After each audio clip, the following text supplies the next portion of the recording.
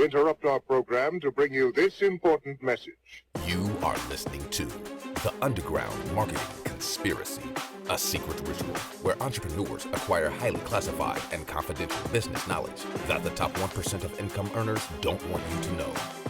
And now, your host, Maddie Milligan. What is going on, my fellow conspirator and conspirators? Welcome to another episode of The Underground Marketing Conspiracy. Woo! So, I want to tell you today how to crush it on social media in 2020. When I first started thinking about what sort of business I was going to create back in the day, when I was reading tons of books, it was this one year when I read 200 books total, right? And that might sound like a lot for the average person. Keep in mind that this is reading physical books, this is audio books as well. And that one year, I set myself a goal. I'm like, all right, I'm going to read 200 books this year. And within the first, I think, 2.5 months, I'd already read over 50 books. And this was in 2014. So I set myself this goal and I'm like crushing it. And there's a lot of books where I'm like, oh, this is really not necessarily interesting. And when you read a lot of books, you don't necessarily retain as much information, right? But then finally I found this one book and I just plowed through it in a day, right? And I'm sure you know the dude who's wrote it. His name is Gary Vaynerchuk, or Gary V. Very popular social media advocate. Owns a social media marketing agency that does, I believe, upwards of something like $100 million per year. And the book is a book called Crush It. And he wrote this in 2009.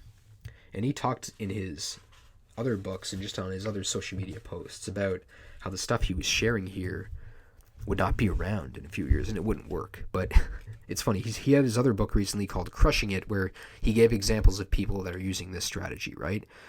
So this strategy is super simple. I think it works today, and it's one of the reasons why people can't get organic traffic to work in their businesses, right? They're like, oh, I post all this amazing content, but no one engages with it. No one views my videos. Like, how do I get those more and more eyeballs on my content, right? Because they know deep down that their content is really what's going to make them build that relationship with their customer, right? And your content needs to be good, but one of the things that he talks about in this list I'm about to tell you is really what you need to do, right? First thing, one of his things is you really need to build a personal brand. And this is what I'm a huge advocate for.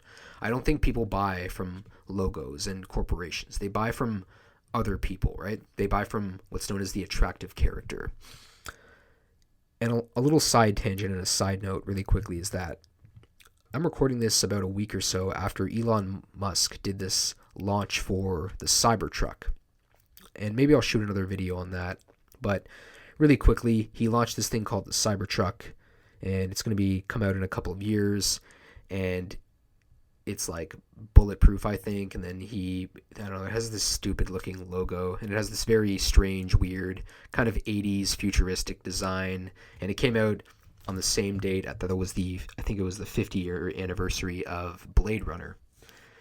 So this thing comes out, and then there was this whole thing where they threw these like glass balls. The windows were supposed to be bulletproof, but they broke, and it was like, oh, did he plan that? Did he not? Right? But the reason he did this with $0 ad spend and just saying that he's going to have an event and that launch, right? No advertising spend whatsoever, just going off of his own personal brand of being like, hey, like send his message to Twitter being like, hey, I have this event happening tomorrow, and everyone shows up. And he made over that one weekend, I think it was like $200 million in pre-sales. It was some crazy amount, or it might have been 200,000 units, whatever it was. It was some insane amount that he made in those few days, right? It was $0 ad spend, right? And everyone's been talking about it. It's been like, oh, is this like, is car for real? Like, is it, what is it? Anyways, he sold that based on the fact that he has his personal brand and he is that attractive character, right? He repels the people who dislike him and don't gel with him. But the people that really like him, like he has that polarity where he attracts those people, and he has that charming magnetism. So people that really like him, they're loyal to him, right? They're going to buy from him versus other people, especially in this case when it comes to buying Tesla cars. They're going to buy his car versus someone else's, right? So back to Gary Vaynerchuk. I want to give you this list though that I found, and it's something that I am going to be doing a lot more next year. Honestly, like when you look at my social media next year and 2020 and beyond, it's going to go through all of this. So number one step he talks about in his list checklist to the steps to building your personal brand. Number one is identify your passion. So I think this is again where you have to find a niche that you're interested in things. So if you're like me and you're interested in business and entrepreneurship and marketing and sales and all that stuff, then for me, this is a natural thing. For me, it took a while though to find out what I was personally interested in. I tried many different things, and then ultimately I just was like, I'm pretty good at this stuff. I'm very interested in it. I seem to know what I'm talking about. I can get people results. I can help other people. I can stay in this for the long term. So that's what I did. That's what I was passionate about. For you, it might be something completely different. If you like board games, start doing stuff about board games and be an affiliate for board games. If you like horses, I always use horses. If you like horses, you can show yourself riding horses, do how-to videos, help people with that, right? But again, it has to be something that's you're passionate about, because a lot of people are going to be like, oh, like just take something that's easy and sell that, and that's the way to build a business. Sure, that's great, but you're going to be pretty miserable and you're not going to stick in it for the long term. So I think you might do that to save up to the money to start your passion business and your passion side project. So that's one option you could do as well. But it could be that thing that you aren't passionate about, that could be business related. It could be a stepping stone to helping you build that passion business you want. But again, step one, identify your passion. Step two, make sure you can think of at least 50 awesome blog topics to ensure stickiness. So this doesn't need to be blog topics. This can be podcast topics. This can be YouTube video topics. This can be Facebook Live topics, whatever it is. Make sure that you can write a list of at least 50. I would honestly recommend doing 100. All sorts of tools you can use out there for this. You can search on YouTube. You can go on Quora.com. You can go at Reddit Ask Me Anything. You can go on Yahoo Answers. You can use BuzzSumo. You can use Google Keyword Planner. All those tools will help you find awesome content, ideas, and heck, it'll even give you some awesome titles and metadata you can use for your search engine optimization to get you to rank higher than all of your competitors when people are looking for answers to those things. All right, so again, come up with all of those topics for that. Number 3, answer the following questions. Am I sure my passion is what I think it is? When I was talking about this before. And then there's another one, can I talk about it better than anyone else, right? So in my case, I'm very passionate about marketing, as you guys know, about copywriting, advertising, media buying, online technology, internet marketing. I'm super interested in all that stuff, and I'm sure this is what I'm passionate about. And I think based on my previous experience in my work life, as well as what I do now in my business, I think that I am one of the best, right? And I might not have the huge following that a lot of other people have, but I'm definitely one of the up-and-comers out there, right?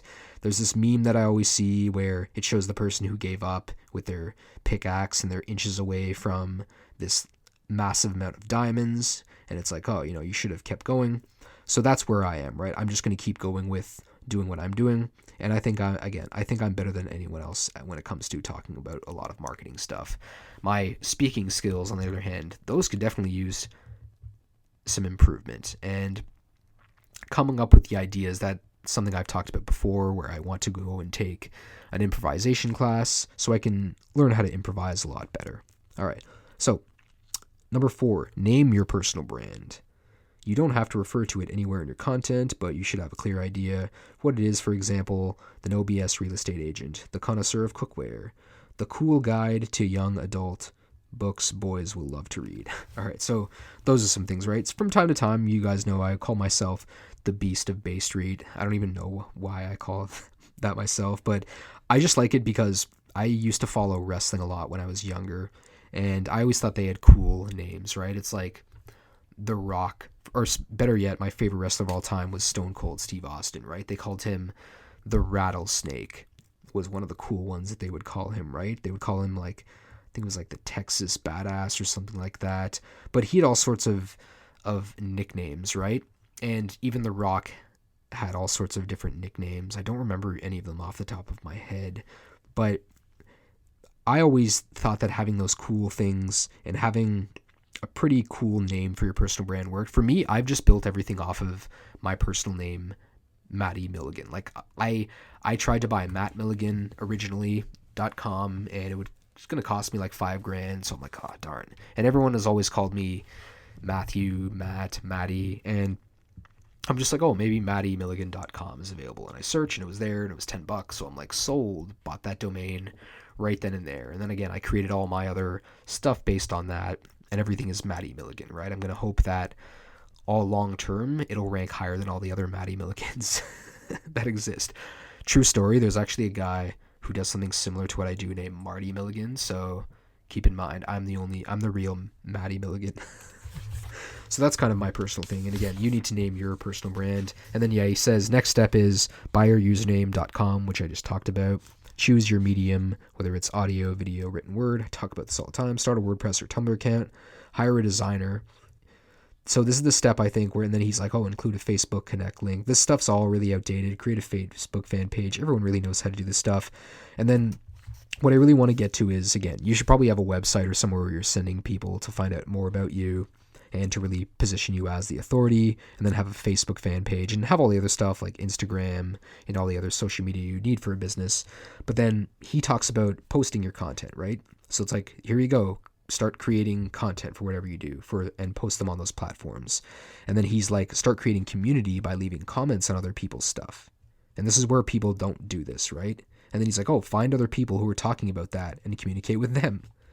And then he talks about find other people who are relevant on your subject, right? Who are the authorities.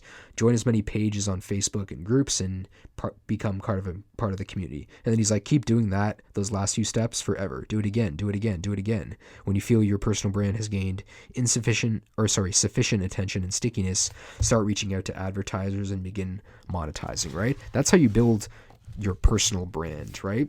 Is really by doing that. And that's been something I've been going all in on, right? I'll open Facebook and go in all these groups and just start answering people's questions on stuff, and I'll post in there too. What I found too is that on all these platforms, when you go and do that, you're really kind of gaming the algorithm in a good way, because clearly those platforms want you to engage. They don't want you to just go there and post content, and it's not shown to as many people. So one good way to just do that is go on and start interacting with people first, and then post something, and interact people a little bit more, and then post something. What I like to do is set a timer for 10, 15, 20 minutes, doesn't really matter, and then open up Facebook, go to my feed, start liking and commenting on other people's things, right?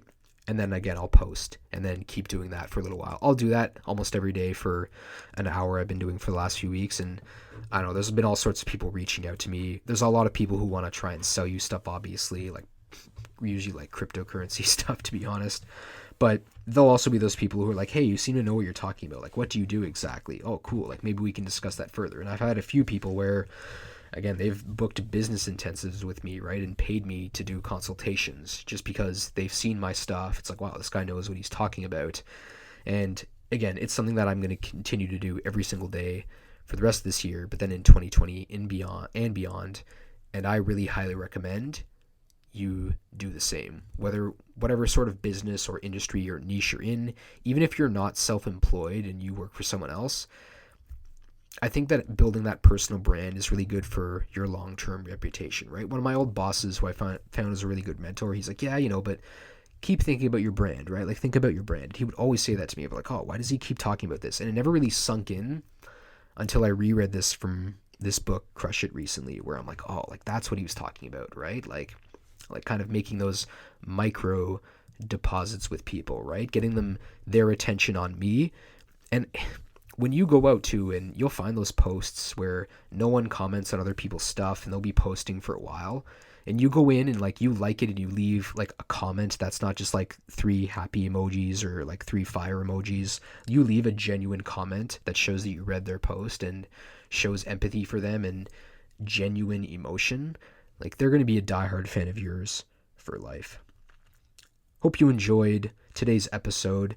If you did, I want you to consider subscribing to this channel. Maybe even consider sharing this with someone that you like, wherever you are listening to this, whether it's on iTunes, whether it's on Spotify, maybe you're watching the video on YouTube, whatever it is, consider subscribing, and I will see you next time on another episode of The Underground Marketing Conspiracy.